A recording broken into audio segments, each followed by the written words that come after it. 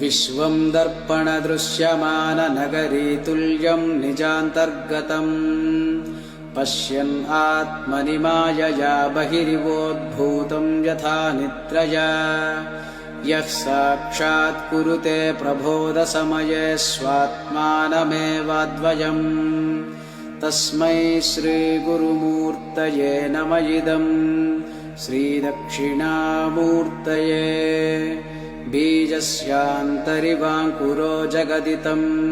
प्राग्निर्विकल्पं पुनः मायाकल्पितदेशकालकलना